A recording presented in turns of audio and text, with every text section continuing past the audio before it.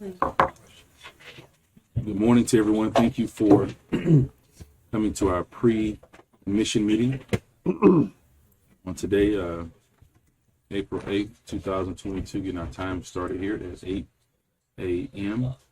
So as you can see, commission, we have a pretty extensive agenda.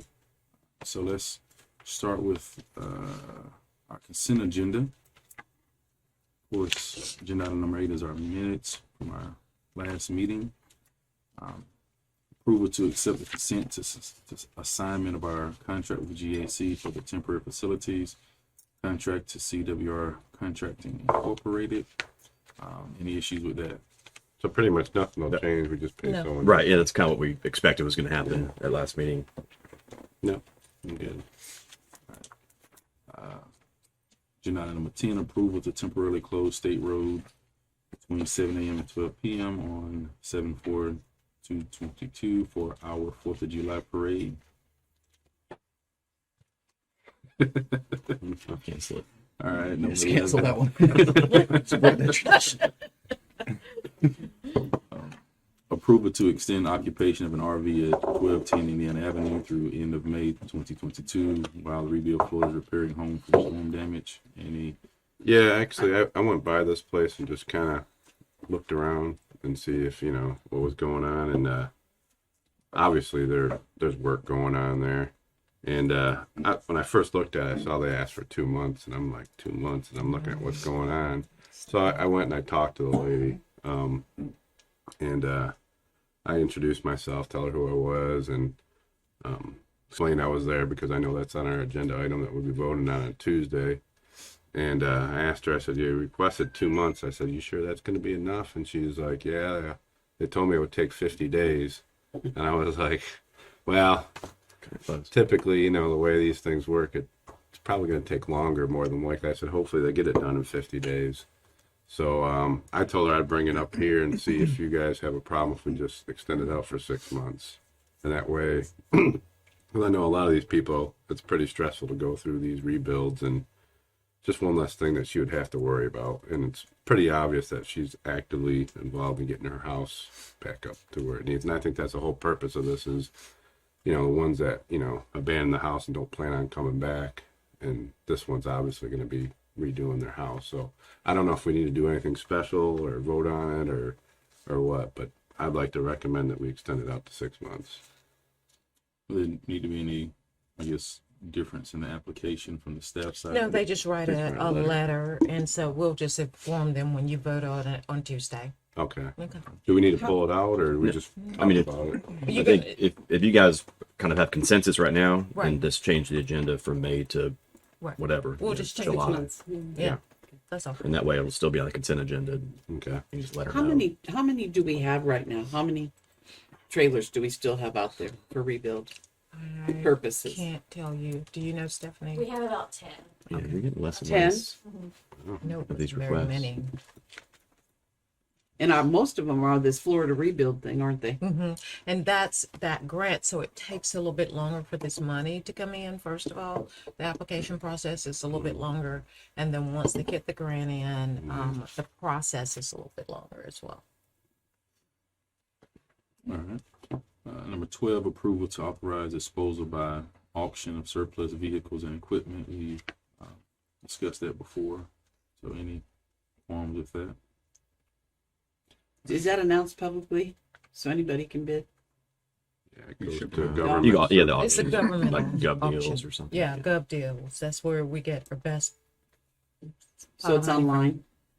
Yes, govdeals.com. Yeah.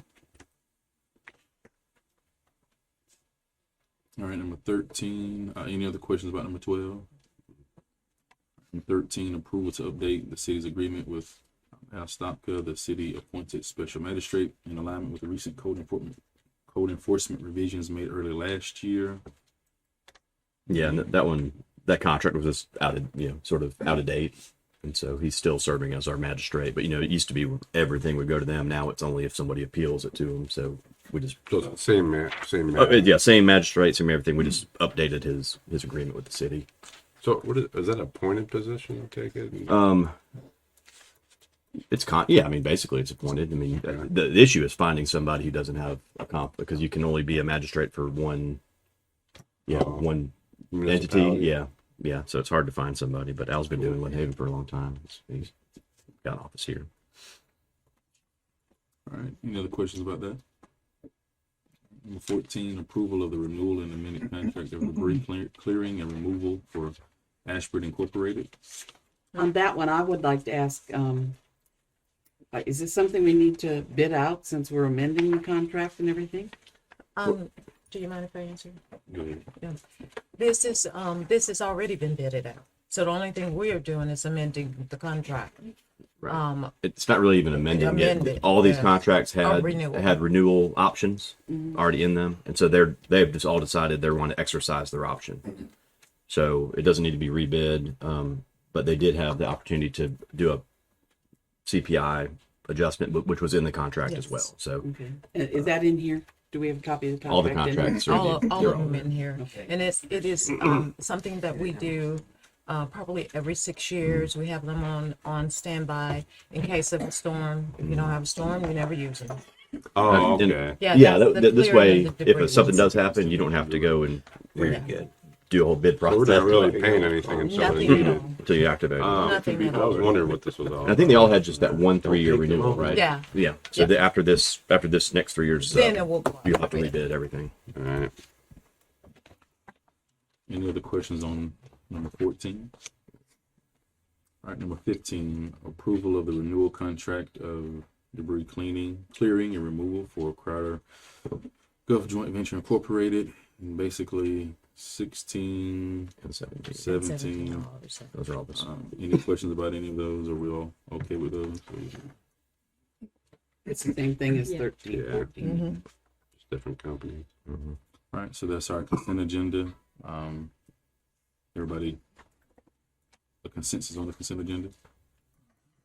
All right. Old business will be the final reading of ordinance number 1127 on the Albeeb property. Any questions, concerns about that one? Any discussion on that one? So, only thing I had was I went back through and I listened to all the meetings and the workshop and that, and I went through and made a list of pros and cons of if we keep this industrial, what are the pros and cons? And I kind of wanted to just go over it with all of you to make sure I didn't miss anything. And so this is what I came up with. For the pros to keep it, this is to keep it industrial, was it wouldn't encroach on industrial land, negatively affecting business. If industrial business goes out of business, a lot less likely to be made into a residential area, losing valuable net revenue to the city. Prevent potential safety issue with big delivery trucks will increase residential traffic. Opportunity for expansion of current business. Maximum of land for industrial use, especially with limited land we currently have. Decrease potential complaints from adjacent residents due to industrial noise, traffic, etc. Industrial businesses moved into this area with expectation that, well, the current industrial businesses moved into this area with expectation that would stay industrial. And for the cons, the only thing I could find was could stay vacant for a long time due to it's difficult to develop on because of the type of land. So I just want to go through that and make sure I didn't miss anything. And if there's anything additional, I'd like to use this as my talking points for Tuesday. So if I missed anything, let me know. I just want to be clear. There's the old Sally Mae property, right? Mm-hmm. And we've heard from that gentleman. Yes. Okay, the Merrick, Mr. Joe at Merrick. Mm-hmm. Okay, and the Natural Light spell. Yep. You know, and I don't think we've heard from the ACMT people. I right? did. I've heard from him. I Okay, have an email. Mr. Polo, Yeah. and I got an and they're all like I just wanted to be. They're all against it. Yes. Oh, yes. Okay, Big time. and they're the current residents of the. Correct. Just we know that going in. That's all. Mm-hmm. I'd like to add, I guess, I guess 2 months ago or so, Commissioner Ward talked about the planning board, and how important, Mm-hmm. that board is. And I remember you clearly making the statement, if we're not going to take their advice, then why even have them? They voted That's a good point. unanimously. And I also made the point that I would always go with the planning board unless it's something that I could justify going against. So I do take what they have to say into consideration. So I don't want you to think that I didn't look at it at all. I do. I do value their inputs. I just this one's a headache for me, and I want to lay this one out too, because if I want to go ahead and put it on the record, as our friend likes to say, that comes from other places. The fact that if they come back in 2 months with townhomes, this board votes the way it votes first time. So when we get that backlash, and I haven't spoken to anybody, I don't know they're going to do Talking that. about multifamily homes. Yeah. Yeah. That's, but I feel it in my gut. That's coming down the pipe. I'm telling you, it's coming. But y'all mark my word on it. And I struggle with that too, because I actually went out and I looked at all the other municipalities in Bay County itself, and for their industrial areas, none of them have multifamily units as one of the approved developments. And the only thing I can think of is the reason it's in there is probably because, you know, as a workforce type thing. And yeah. Even if they were to come in with what you're talking about, they still have to get past this board. We have to approve it. Well, But yeah, they're within. True. They're like within we the talked about, rights. the issues there would be, like right now, you're just making a policy decision. It's a lot easier to justify. You guys can go either way and absolutely justify it. If somebody comes with an allowed use, because they're industrial, and they come up with something that's on that list, and then you say no to it, that's a lot harder to defend if they were to challenge it.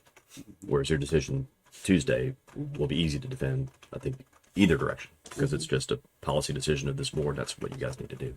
Did anybody else talk to the gentleman from Merrick? I'm going to see him.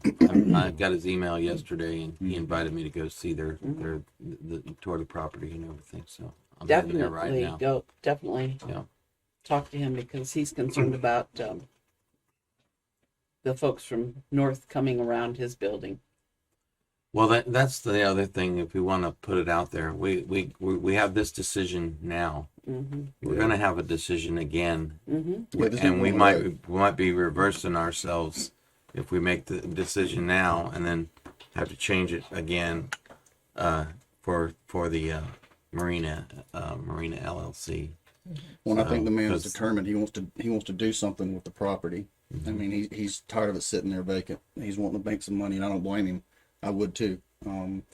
So I don't think he's just going to go home and say, "Well, golly gee, I guess I missed that one." I mean, he's just going to come back and have a different idea. I mean, again, we all know that, and hopefully it's something that we can get along with. You know, and that he don't start just putting junk cars out there and piling them up, because that's industrial use too. Yeah. So, but at the end of the day, this board's 5 votes. All it takes is 3 to go the way it goes, and I accept that just like everybody else does. So, but there's So- consequences to these decisions as well. So, So your con basically is the density. They're going to build multifamily homes as opposed to single family homes. and again, I don't know that, but I'm just saying that would be my assumption of what they would do next. Yes, I mean, whether you're putting homes on there or multifamily homes, he just wants to generate revenue. Right. I would think multifamily would be more conducive to backing up Sally Mae parking lot and everything else. I mean, the other question that I had explored a little bit, if they were to put homes in there, do our ordinances for our in-town residential, I mean noise ordinances and everything else, would they apply there? Because that would be residential.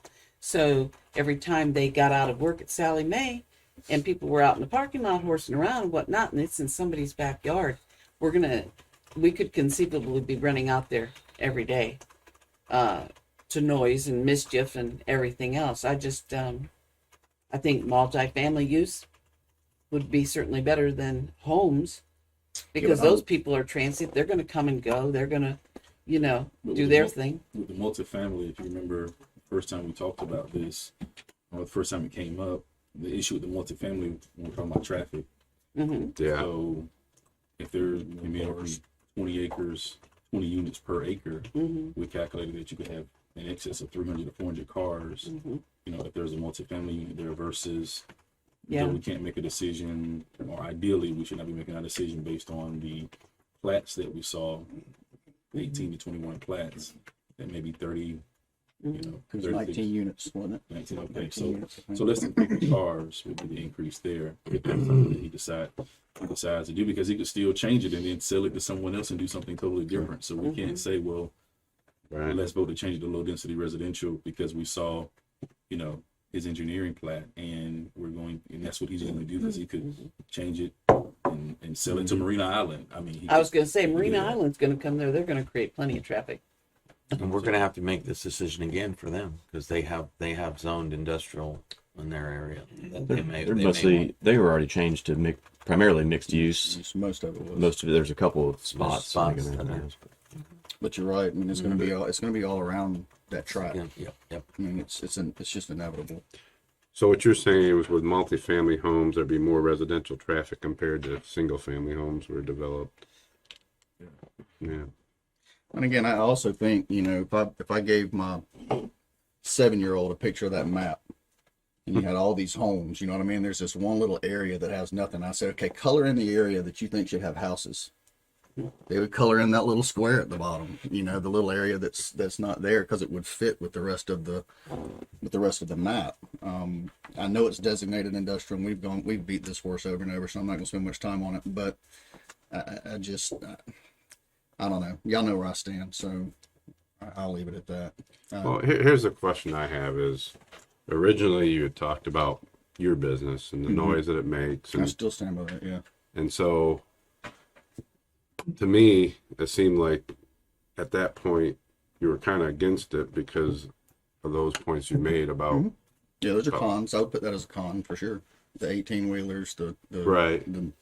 if it's industrial, if there's machinery, the bright lights. Like if you've been out to train at night, they have all those lights that are shining everywhere for a secure area. Understand why? But you're going to have all that right next to residential as well. either way, it's going to be residential. It's whether it's just going to be multifamily or single family homes. Well, I'm talking about if we kept it industrial. If we kept it industrial and a factory went in, for example, that's what I'm talking about. Not with a multi-use. You're still going to have all that traffic and congestion and trucks, and unless it's like Sally Mae where it's a call center. I mean, then you Right. just have people commuting back and forth, but which isn't that much of a big deal. I wish the multifamily home wasn't even an available use in the industrial park, because this would probably be a whole lot easier decision. But anyways, And I understand both sides of the argument. I mean, I do. I understand where you're coming from, and I hope you kind of understand where I'm coming from, because like, again, another big part of it that's bothering me is, like I said last time, it's the man's property, and it bothers me the government stopping somebody from doing something that's just sitting there. It just But yet, does. when he bought it, it was industrial. right. Well, yeah, but I mean, you So he can't. knew that but when that was he bought 30. it. Well, it was, but he's been waiting 30 years for someone hopefully to come buy it. I mean, there comes a time where you go, okay, well, it's been 30 years. I want to do something with it. There's no one buying it. There's no one even looking at it. Right. Well, we don't know that. Well, we don't know that, but you know, that's what he claims, I guess. Yeah. If an industry was looking at it, though, I wouldn't think he would be wanting to change the land use. If a factory or somebody, you know, was looking into the property. Yeah. But I can say one thing: we've aired this subject out. Yeah. Yeah. So that's all I have. Everyone's informed for the vote. All right, number 19, discussion and possible approval to send letter to Florida Public Service Commission concerning the FPL large increase of utility rates to residents. Commissioner Ward. I don't know if you guys had a chance to read it or not. I think all of you have been contacted by someone. I don't remember the lady's name, but she sent an email, and I got a phone call also talking to me about it. Because when I first heard about that, I was like, what can I do as a commissioner on this? I mean, I don't have any control over that. But, you know, there's been a movement about this whole FPL rates. And so I've done quite a bit of research to kind of look at how they figure out these rates and that. And in part of my letter, I even state this in there, that I understand when we were under Gulf Power that our rates had to go up because of Hurricane Michael. I mean, we all know that there was extensive amount of linemen and trucks and materials and everything to get power to us in about, well, most of us I think got it within about 2 weeks. And so there's a cost with that. And Gulf Power, they're not, whatever electric company it is, they're not eligible to get FEMA reimbursements for all that stuff. So they have to eat the cost. So I get that. But then you got FPL that comes in, and now they want to raise it that much more than what it already is. And I've done extensive research on FPL, and FPL is a pretty rich company. And they're the biggest electric utility in the nation, and they're definitely the biggest one in Florida, because they got I think it's over 60% of the area that they service. And so people talk about, well, this is a monopoly. It is. They don't have any competition, but that's why you have the Public Service Commission, because there's supposed to be a balance between a fair and reasonable rate versus how much profit that they make, because they're a for-profit business and they have to be profitable in order for them to be sustainable. And I think that's out of balance. I think they're focusing more on profits as opposed to being a reasonable and fair rate. And one of the part of the rates is there's a transition rider charge. They charge us 2.1 cent per kilowatt hour. So every 1,000 kilowatts, it's an extra $21. But if you go down, that's just FPL Northwest. And then there's the rest of FPL where it's actually a negative. It's like negative 0.1 cent. I think it's even less than that. There's something else I was going to bring up. But yeah, I don't know if you guys have any questions, thoughts, concerns. Yeah, but you're right. Power companies are, pardon the pun, but they're very powerful. It's hard to do anything with a power company, but I'm certainly not against sending a letter on behalf of the citizens saying, we want the power lowered. That's for sure. And be honest with you, I don't blame FPL. I mean, if I was in charge, I'd probably be doing the same thing, but that's why you have a Public Service Commission, since, they can't have any competition, because otherwise you'd have, like, if you had 5 different companies, you have 5 different lines going all over the place. You can't have that. So, I more blame the Public Service Commission than I do FPL. I think if we send a letter, because I have called and talked with the Public Service Commission regarding how do we communicate complaints. And then I've looked at the other letters that were a part of the email attachment. Yeah. Would give more gravity or weight to our letter if we actually had, say, signatures or names from the citizens in our community, instead of just saying the 5 of us are discontented and just grown up with it. If there were, sort of a petition from citizens as well that we could attach to the letter to say, hey, here are 10,000, 20,000 customers who are also dissatisfied with this. Actually, I thought about that, and I'm looking at setting up a website where they can go in and they sign it. All they got to do is put their information in, and it automatically sends it to the Public Service Commission. I think we should send Pat to stand out front of the company with a sign that says "Lower our power." Would you be willing to do that? So I can. Well, I have to do. I live in mine. Like a sandwich Yeah. board. And I live in the garage. Remember? No basement. No, Florida basement. I do know that people on fixed income. I've heard my mother-in-law's. Her power bill just about doubled. Yeah. Some people's went up $30-$40. Some people took a huge hit. And I think a big part of that is because if you notice, they focus on 1,000 kilowatt hours. And when you look at that, if you use 1,000 kilowatt hours or less, you do pay a little bit more. I think it's, if you use exactly 1,000 kilowatts, it's an extra $15. And that's not including all the taxes that go along, tax and fees that go along with it.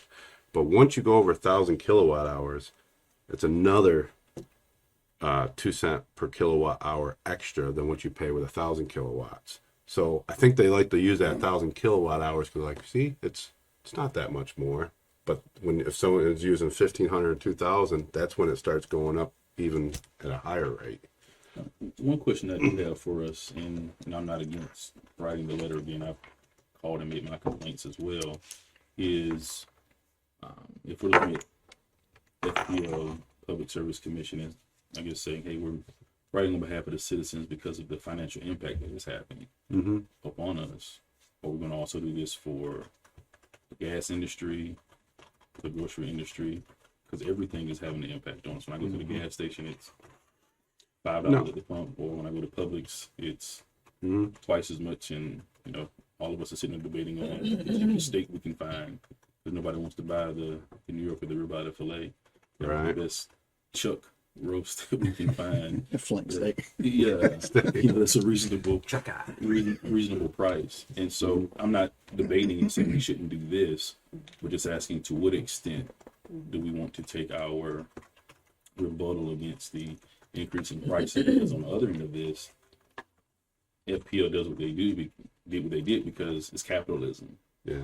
And so that's the other part of it as well. So I'm not against writing the letter, but I think Yeah, the we just difference is the PSC has to approve those rate increases, Yeah. where the beef industry, I mean, that's just market conditions. There's And nobody, that's there's up nobody to- to that's up complain to the to. individual. So actually, it's not capitalism when you think about it. well, With it's, FPL, the Public Service Commission did it, but I'm saying, as a resident, the resident didn't contact me and say, please contact the Public Service Commission for me. right? They're not mad at the Public Service Commission, they're mad at FPL, because FPL is the one that made the request. Yeah. Although I understand the Public Service Commission endorsed it, and approved the rate Right. increase. Approve it. Now, do we know how much debt FPL has incurred by taking on Gulf Power? I would be No. willing to bet this rate increase covers every nickel of it. Yeah. So I'm But this is what I do know is one of the things that they're focusing on. They're focusing on a lot of different things, but one of the things they're really focusing on is solar panel farms. And I've yet to find anything, and I've looked, and I can't find anything to show. Okay, is this a good investment that's going to pay off in the future? I think it's a risk. I mean, with residential solar panels, you can figure that out a lot easier than a big company such as that. They got to go out and buy a whole bunch of land and get the infrastructure and all that stuff. And I don't know if that's just more of a publicity thing or if it's actually going to save them money. I don't know, but solar people are now texting me. I mean, they used to just, stop by and knock on your door and call you and everything, and now they're texting in the middle of the night, 3 a.m. to be exact. Do I want to buy solar? Did you buy 'em, or- Oh yeah, I bought it right on. We just said they couldn't come see. We didn't put a texting thing. Yeah, not a good idea. Oh, and I guess one more thing on the letter. I would recommend we decide to write a letter to the Public Service Commission, and we would write an individual letter to each member of the Public Service Commission, Okay. as opposed to the letters I saw from other cities, were more just a general letter addressed to the whole. Do you want to the whom it may same concern. the same letter? Just Yeah, I think it'd be the same letter. Just take the time to address it to each Public Service Commission member, because it's only 5 or 6. 5. 5 of them. So as opposed to just to whom it may concern is what it almost read like when I read the other letters. And so if I get it to whom it may concern, it's more like, okay, yeah, all right, you're not happy, got it. But I think Okay. the right to each individual Public Service Commission member. Okay. And I like the idea of having a website where people can go. I think that backs it up too if our residents get involved. And Yeah. I did see one, I think, from Pensacola that had about maybe 17,000. That's the change petition. Yes, I right. did see that one. So we might even just But this one, I don't know what the change petition actually does, but I know the ones I was looking at, when they fill it out, it automatically sends an email to the Public Service Commission with the letter and the person's information. any other thoughts on 19? So is it possible? I don't know if you need me to redo it, or did you want to do it where we have it on the Yes, city sir. format and then have it one for each one? And if it's approved, we can sign it right after the meeting and send it We'll out. get those to you. Awesome. Thank you. All right, number 20, discussion and possible approval to award bid for the 1600 block of Indiana Avenue. Stormwater improvements to American Sand and Asphalt paving. Any questions about that? All right, number 21, discussion of possible approval to award bid for Hurricane Michael repairs and new building addition to BGN contractor in the amount of $827,000. Discussion of that one. Judy? You got anything on that? Nope. I haven't. I'll read all the bidding things and see first. Gotcha. Say anything.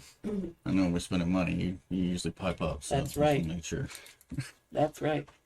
Discussion of possible approval to award the bid for 19th Street and Montana Avenue Drainage Improvements Project to Duggar Excavating Incorporated in the amount of $413,000.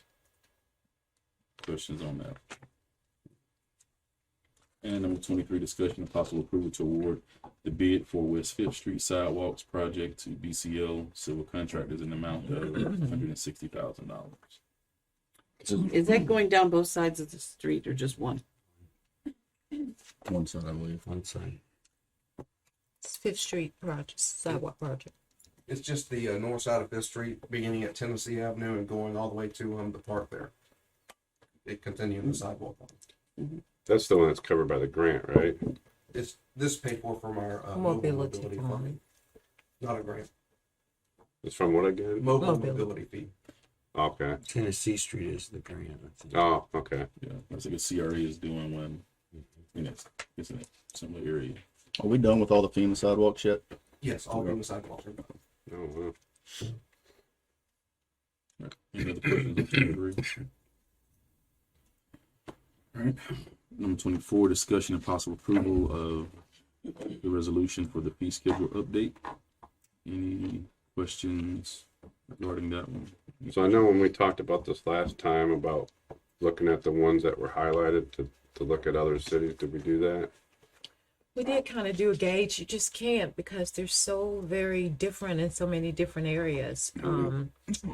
If you look, only the ones that are in the green are new fees. Everything else, we just kind of either changed around or added some additional cost to what we now know this is costing us. So it's really hard to gauge from other cities what they are doing because they call it something different Right. or they do something Or different. include something different. Yes. I get that. Yeah, it's very hard to.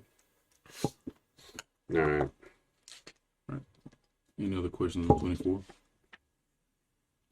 Number 25, discussion and possible approval of resolution authorizing nuisance abatement liens on demolished properties at 405 East 5th Street, 1017 Michigan Avenue, and 1502 Virginia Avenue. These are the ones we approved from the CRA, right? Right, and there was that one that we had the delay on because we had to go to court to get it approved, and so that finally got done. The time expired. They went and took that one down. So we'll put these liens on there. If they don't pay them, then this fall we can put them on the tax roll if you guys choose as a special assessment. All right, any other question? Number 26, discussion and possible approval to award RFP lift station rehabilitation bid to Marshall Brothers with a scope reduction with city purchasing materials direct resulting in a bid reduction from 466 to 142. This is part of our lift station major rehabilitation program. We had one bidder, came in extremely high.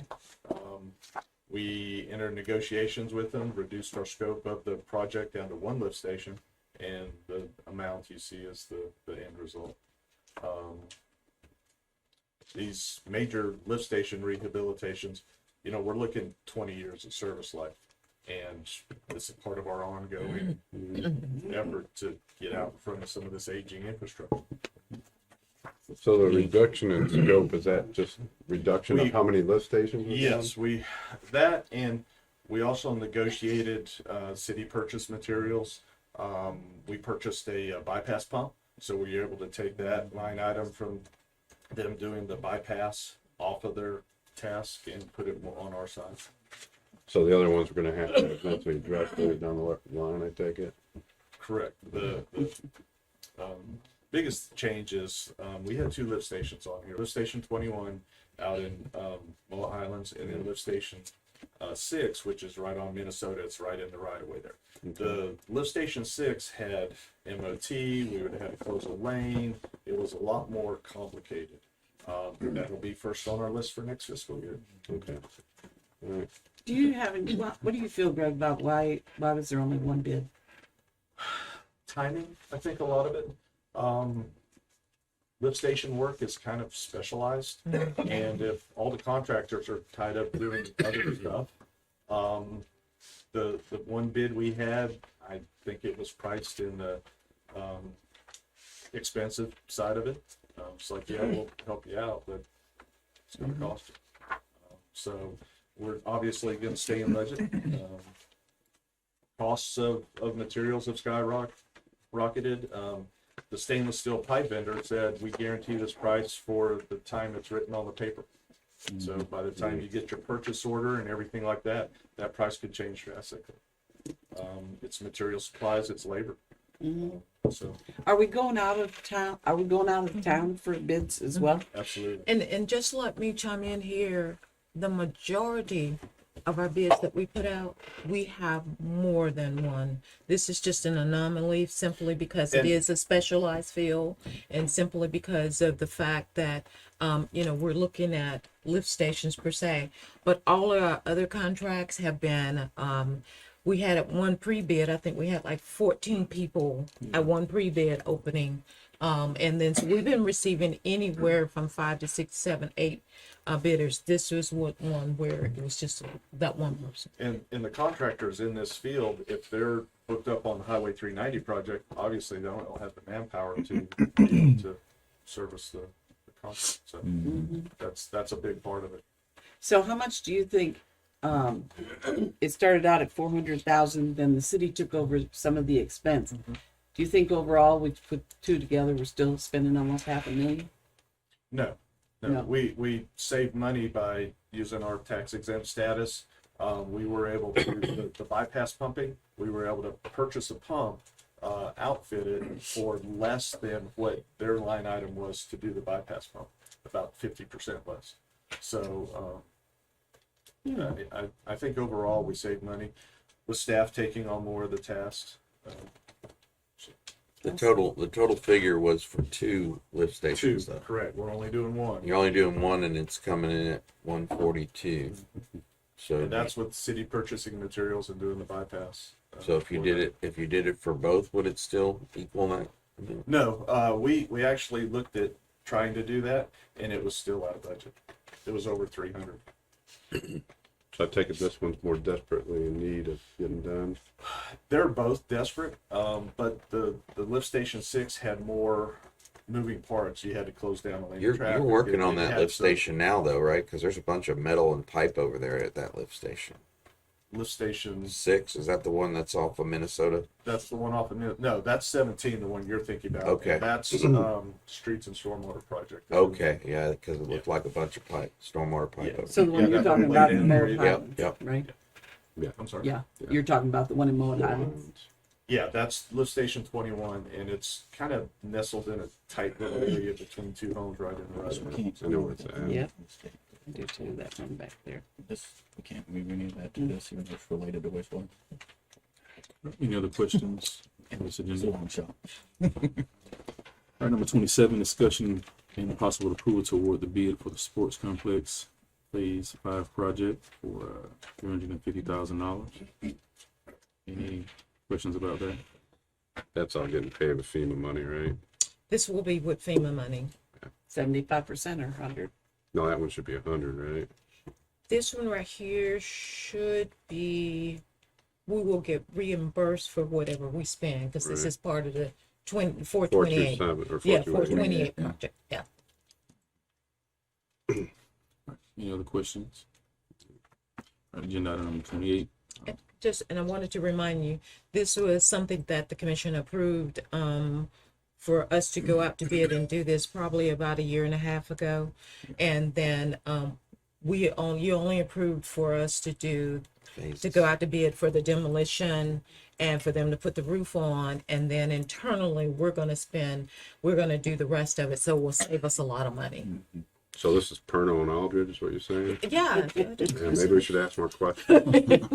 Well, the good news is with that 428, the money that we're saving, we can move to something else that we want to play with later on in the park. So that's a cool thing. Yeah. All right, number 28, first reading ordinance 1133, request for annexation.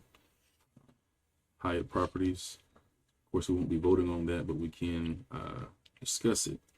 There won't be any voting on that Tuesday. Any questions about that? Any concerns from the city? I haven't read any of it yet. Where is it at? It's on Enclave. You know where Enclave is? It's across the Oh, street where- from oh. Authorize, isn't it? Yeah, so. Yeah, where Baldwin. There's that multifamily Yes. units on it. That's across Yes, the street from I know that. what you're talking about. It's right there by Baldwin Road. Mm-hmm. I'm surprised they're not already. Well, it's on the other side. I suspect the reason they want to annex in because I know there's spots on Baldwin and I think there's spots on Jenks where people are not on the sewer system. And I think that's probably why they actually, I think it even says in the application something about utilities. So they probably don't have the utilities they need. That's probably why they want to come to Lynn Haven. I suspect. I don't know if that's true. Are they an HOA? Or who are we dealing with over there? It's a business. It's That business. Oh, it's just one Yes. business? I don't even know what kind of business that was, but That's your, Dr. Manzor, yes. and Dr. Trelawney, yeah. endocrinologist. They already have an office there, and they Yeah, own they the do. property. I know what you're talking about. They just need to annex. Blue, Yeah, that blue building. yeah. It's like it's right after Baldwin Road. It's their offices, and they have the property, but it's county, and they can't get utilities. So it is utilities. I Why think they- it has to do with service. Yeah. Yeah, it says that on the application that Mm-hmm. I can't remember which lines, like why you want to annex in. I think it says something about utilities. Any other questions on that one? No. All right, 29 will be the first reading of Ordinance 1134. Request for a small scale future land use map amendment. Any questions on that one? And it's basically going back with number 28. Right. And then agenda item number 30, discussion of possible approval to approve the Lynn Haven Rails to Trails project agreement with Fdot. We basically just went on that to come back to us for approval. So, any questions about that one? And this resolution, it'll be that same item. This resolution authorizes you guys to sign that. So it'll be the same item. This is pertaining to, This is the rails to trails. well, yeah, I know it's real trails, but I'm talking about the, it has to do with that. We had to have something turned into them before a certain amount of time expired, and that's what this is, correct? Right. We were waiting for DOT to send us Otherwise, they would the grant, put it on the grant shelf. agreement, and they've sent it to us. It's 4.5 million. So we sign it and send it back and we So if we spend more than that, then we got to make difference up for the city, right? Yeah, I mean, there's But if we spend less than that, we don't get to keep the money. Right? it doesn't work like that. Well, if Yeah. we run out of asphalt, we can just do gravel in certain areas. and I think there's theoretically opportunities for a supplemental agreement if prices are up or down. I mean, you can ask for more, but it's whatever's budgeted from year to year. But I mean, there is something in the contract that says DOT can be increased or reduced based on actual bid amounts for the project, but they'd have to negotiate a supplemental agreement and make sure that money's there. But So if you got good justification, there's probably a good it's chance. possible. Well, I don't know if there's a good chance, but there's You may. the opportunity's there if we say, hey, here's our bids, Okay. and if DOT has the money. All right, any other questions? Anything else for discussion? The only thing that I wanted to kind of bring up is, I wanted, and I'd rather do it in the commission meeting, but I want to talk about vacation by owner places. VRBOs Yeah, Yeah. whatever you call it. and I'm getting Airbnbs. complaints about it. Yep. Number one, and it's my understanding, I don't know if I'm right or wrong, but it's my understanding that these folks are operating without a business license. Does anybody know the answer to that? I think most probably do operate without a business license. I don't know the laws and stuff pertaining to that, but I think if you went on the VRBO and put in wherever, I mean, you're going to have hundreds of places show up, and I don't believe that hundreds of people are going to get business licenses to rent out their homes. Not Didn't we just? Well, they're have to running a deal with business, what they're the state making money. mandated on They're running a business and they're making money, and I just feel like what we're doing to the neighbors by people, I mean, it's just, I would be livid if my neighbor decided he was going to rent out his house every other day or every week or whatever to a bunch of college kids and whatnot. I've been told that down on Alabama, across from the school, 5 and 6 cars will pull up in an evening, unload beer coolers and whatnot, party all night, and they're renting the place. Yeah, But this is another one. I think we looked at it 3 or 4 months ago. Another one of That's those one I issues brought that have up. been preempted to the state and whoever the Yep. lobbyists are for Yeah, I think short-term someone talked rentals. about that with home rule or something. Like Yeah, that. that was one of the issues that brought it up. We talked about it 3 or 4 months ago. We looked at it. Yep. So so it's one of those things I think we really should consider doing something about. Is there something within our codes? I think I read something within our codes saying that if you are renting out a room or if you're providing rental, that you do have to have a business license for that. Amanda and I talked about this. I think we brought it up a couple of months ago, and there was nothing in there that would prevent them from doing what they're doing right now. And Amanda, I think you can probably interpret.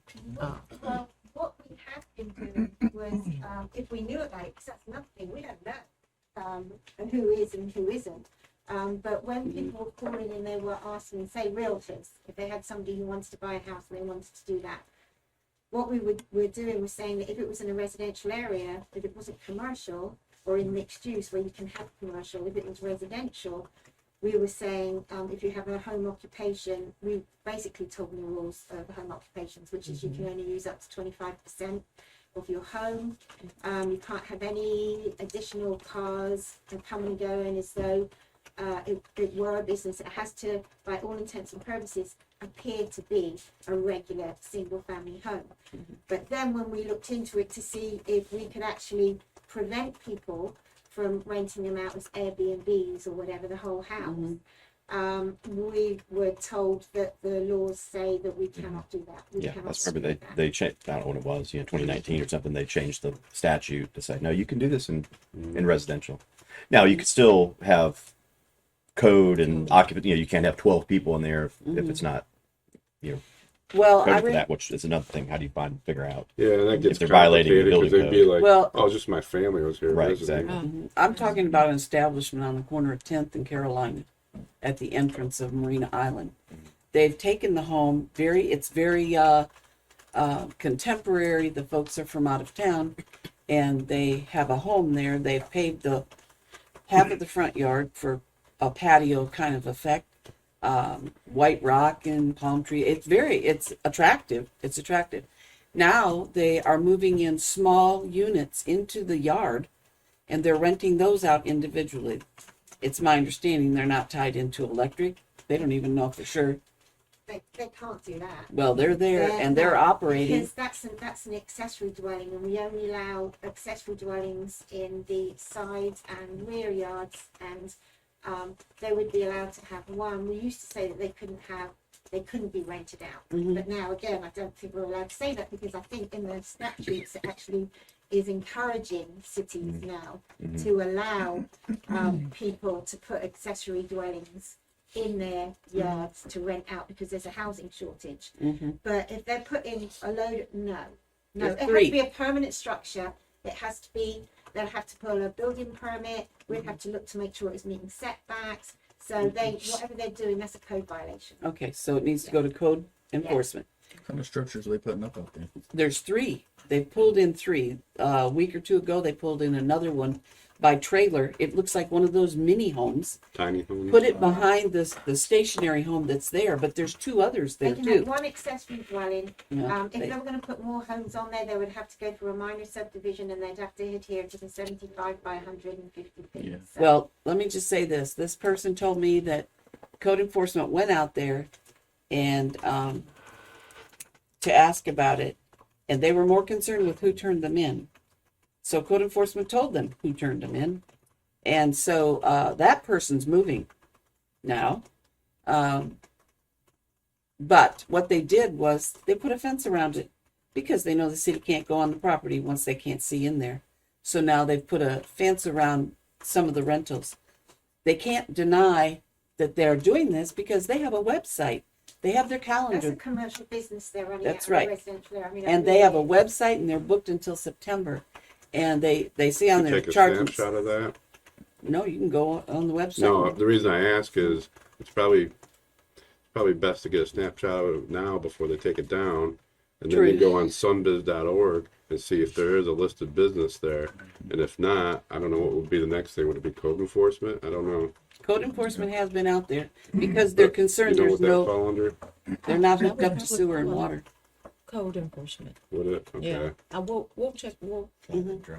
Yeah, we'll check it. But you know, Can't do that either I would without a warrant. recommend doing the same thing I did, where you write to Jay Trumbull, Griff Griffiths, and Brian Cloudis, since they're our state rep, and you can write to Gaynor too.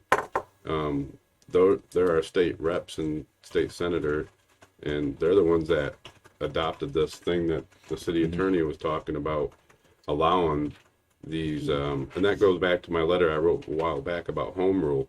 That now they're limiting us what we can do. Now look at, we got to deal with the problem that a mess that they created for us. And they also changed the laws on code enforcement complaints where they can no longer be anonymous. That's- So there's your other that's very issue. Yeah, That's in the statute last Very year. true. Let's see. Yeah, so when we go in and tell them who complained it about them, then ultimately we becomes create a public mess record. for the neighbors. Yeah, because you can't have anonymous complaints anymore.